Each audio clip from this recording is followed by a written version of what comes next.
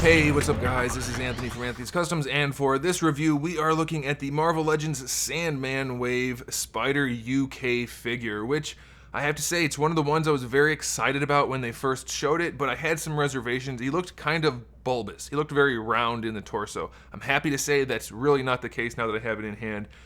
He's one of my favorite Marvel Legends figures in a while. They did a really good job with this guy. He's got a lot of new sculpt on him. I think all of it, maybe not the hands. Hard to say about the hands, maybe not the feet, but the rest of it is definitely new, and I wish I had my other ones to compare those other features, but I don't. So I can't tell you, but either way, it's very nicely done. So let's go ahead and get it off the stand and take a closer look. This guy stands just about 16.5 centimeters, which makes him just shy of 6 3/4. Yeah.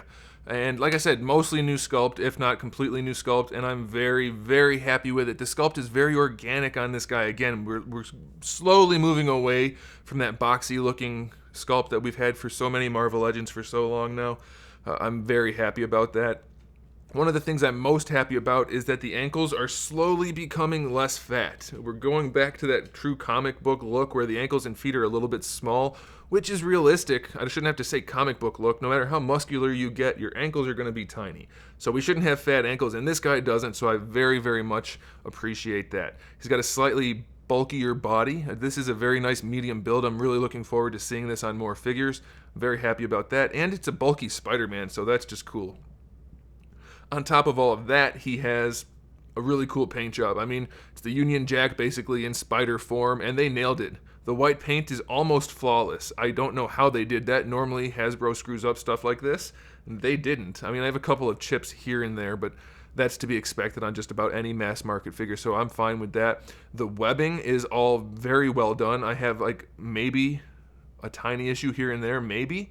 So that's very nice. I'm very happy about that. The reds are all uniform, except for maybe at the fingers, but that's separate, so you won't notice it so much. And then the blue is all uniform. I'm pretty sure all of the blue is molded, and then the rest is painted on, so that explains why everything's uniform. Even the head, though. The head should be molded in red, and it looks like it's still looks pretty nice. It looks pretty much the same red. The only issue I have really with the paint job, and this is probably just on mine, is that the spider back here has a lot of blue peeking through, and it might just be mine, so I wouldn't really worry about that too much, especially since the rest of it looks good. Only thing I'd really like on this guy is if he had some shading throughout the blue. That would have been really, really nice, but it still looks okay as it is. As far as the articulation goes, the head is on a hinged ball peg, so you can lean him pretty far back. He can look straight up pretty much, and he can look almost all the way down, basically can, and he's on a ball peg, so you get a little bit of rocking back and forth, and your full rotation.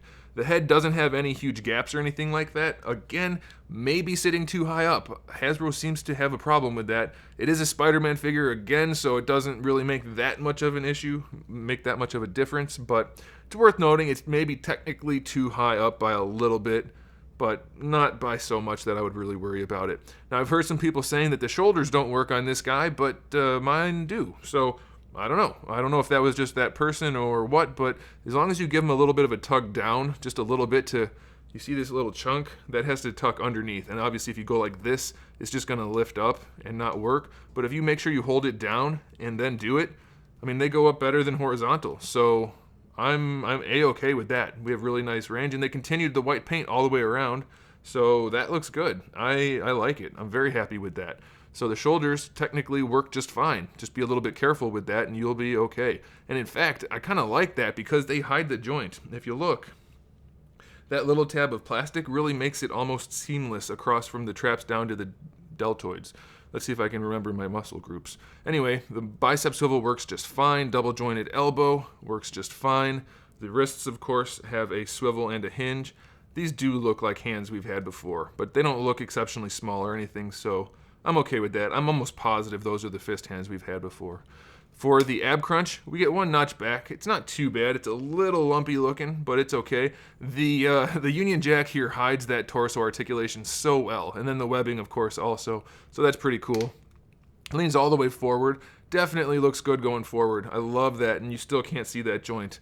I love that kind of thing, even though Hasbro really, I mean, it was going to be like that no matter what doing this design, but they executed very nicely, so I'm happy about that. We have our waist twist, which is good. We can bring the legs basically all the way forward. It does rotate him a little bit, but you have a thigh swivel, so that's okay. And then going out to the side, well, he's a little bit better. He's closer to 45, maybe even slightly past. So again, it's not great, but it's okay. You saw the thigh swivel already. Double jointed knees. That does leave a little bit to be desired. We don't need this extra plastic back here. You can kind of see that right there. It's holding the leg from moving, so that should be not there. Which, I mean, technically you could cut that out very easily. If you're going to do that, be very careful. Use adult supervision if you're a kid, but we shouldn't have to anyway, so that's a bit of a bummer. We do have a shin swivel, so for those of you that like it, it's there. If you want it, it's there, and if you don't want it, they did a good job making it fairly seamless, so I'm okay with it.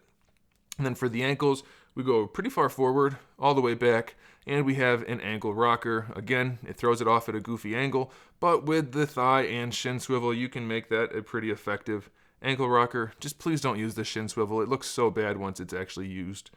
But anyway, this guy, you know, for a fairly basic figure, they executed exceptionally well for the paint job. And I really like the new sculpt, and I am just all around very happy with it. So I recommend it 100%. Thanks for watching, guys. I do appreciate it. And I think if you like my videos, you should probably subscribe. I would appreciate that also.